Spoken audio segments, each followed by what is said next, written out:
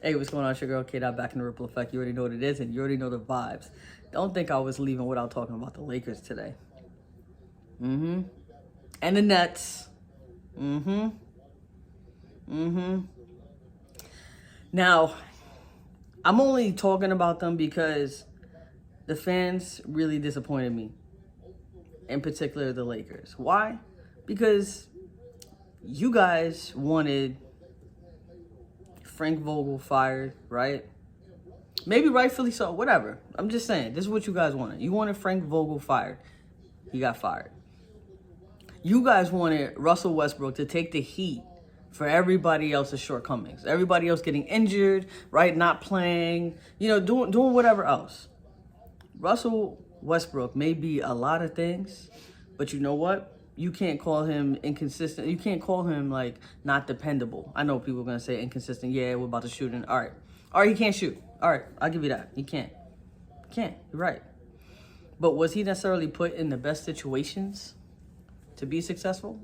Were the Lakers built to be successful? You know, you already answered that question. That's no. They were not built to be successful. Why? Because you have the greatest player right now literally saying that. LeBron James already came out and said, we, as presently constructed, we do not have any shooters. How do you plan on winning in this league without any shooters?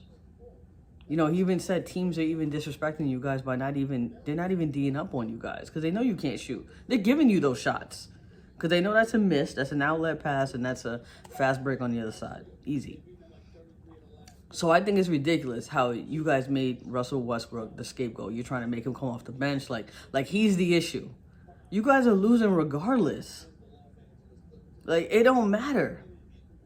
You guys are losing because you guys were just not trying to fix the problem. You guys were just trying to just blame somebody else for the problem instead of really diving in, taking that real hard look about what's really wrong with this team. You win a championship, 2 years ago, and you literally get rid of everybody else on the team besides Anthony Davis and LeBron James. Like, what? Why would you do that? You should have never got rid of Caldwell Pope. You should have never got rid of Caruso. I know a lot of people were going back and forth with Kuzma and stuff, but it's like, these guys are young. Like, they're gonna take time to learn. It's not easy to just put these guys into a situation and think they're just gonna learn just like that. And guess what? Even if you thought that they played bad, at the end of the day, they still got a championship. It's almost like, what are you even talking about? So now, fast forward, we're in present time talking, and Lakers are still losing with no hopes in the future to get any better unless they make trades, right? But are they going to look for big names this time, or are they actually going to look for a cohesion and actually try to build a great team? Because right now, it just makes no sense how you're just going to say Russell Westbrook is this. When you look at his numbers, they're not going to blow you away, but it's consistent. It's pretty much about the defense. It's about Russell Westbrook willing to come off the bench. Like, he seems to be willing to do whatever. But at the end of the day, it's like, I don't know. That's annoying. So for me personally, I understand Rob Pelinka and his ties to the Lakers. I understand his ties to Kobe Bryant. Trust me, nobody understands that more than me. But at the end of the day, you can't just build a business just based off relationships. Like, relationships are important, and I know I stressed that a lot, but I'm saying it can't just be solely based on that. Pelinka is responsible for constructing this team. Therefore, he should be responsible for the product that he puts out on the floor and for all these losses. It's not just necessarily on the players. You literally surround LeBron James around those shooters. Historically, how he's won championships is being surrounded by shooters. So why would you go against that recipe? If you already have the blueprint, why are you, making addendums or making, alterations, like expecting the same results? No. That's not how it works. Like, if it's not broke, you don't fix it. If anything, the team that they had were only going to get better. But for whatever reason, they didn't want to pay them. They wanted to go another way. Well, at the end of the day, this is the results of that, and this is what you have to live by. But to sit there and just blame everybody else like everybody else is the problem, it's just ridiculous. And all I could do is just shake my head at the end of the day. And as for the Nets, I just sit back and just kind of just chuckle a little bit, because at the end of the day, you have Kyrie Irving that's willing to say other guys need to be held accountable for their actions and what they do. But he had a horrible shooting night. I didn't hear any accountability on himself. Why wouldn't you take accountability for your terrible shooting night? And if you're not having the best shooting night, why don't you stop shooting? Why don't you make moves, drive the ball, kick it, kick it out to an open guy? Like, why wouldn't that be your mentality? Like, I'm not effective on this side of the ball. I can be more effective on the other side. Maybe your defense picks up. Things of that nature. And I don't know. It's just a whole mess. I just think, I actually love it.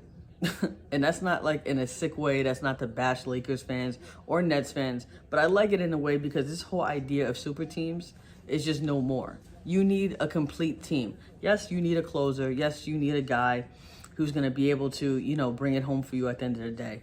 But if you think if you don't need 3-and-D guys, if you think that you can just get by on just 2 guys carrying a whole team for 82 games and then try to win 16 in the postseason, it's just not going to happen. So that's what I like about it, because we're not just going to go for the big names anymore. We actually have to look at the entire team now. Like, that's important. You have to look at the whole situation and see if this is really going to work. And I think that's just what it is. They're actually looking at the situation. They're like, man, like, this is really not working. Like, we're forcing this, and it ain't happening. And it's just crazy how people were just that surprised that the New Orleans Pelicans beat the Nets. Why? Zion is back. I told you that was the team to look at. It's like, I was calling that a sleeper team, but at the end of the day, I don't even know if that's really even a sleeper team. You're talking about Zion Williamson. You're talking about CJ McCollum. You know what I'm saying? Like, you're talking about Brandon Ingram. Like, they have some ballers on that squad. And they have a complete team. They have a great coach. Like, all that stuff matters. And we're sitting here acting like that don't matter. Another team that I'm going to say that is a sleeper team, the Utah Jazz. People forgot about the Utah Jazz because Donovan Mitchell and Rudy Gobert left, but they're a team. They're a squad that we were not paying no attention to, including myself. But I'm paying attention now. Danny Ainge is no joke. As a Knicks fan, we probably just in our feelings about what they tried to do and how we couldn't get Donovan Mitchell. But that don't mean you sleep on a guy like Danny Ainge. Utah is 1 star. Like, I'm going to say, like, they're a star away. Kevin Durant is clearly not happy with that whole Ben Simmons situation. And I don't even want to get back into it because I don't want to be responsible for him not playing any more games or, feeling like his mental health is not right. So I'm not even going there. Y'all saw the games. Y'all know what it is. But at the end of the day, all I can say is, it's just, KD should go to Utah. Or better yet, let KD go to the Cleveland. Can you imagine Cleveland having KD with the team that they have right now with Donovan Mitchell and Garland and what else they have? Lauri Markkanen. Are you crazy? Anyway, I'm going to leave it there. If you're a Nets fan, if you're a Lakers fan, you let me know how you would change their whole team in order for them to be successful and to possibly change the culture around those teams. But you already know. Remember one thing. Losses equals life lessons. Peace.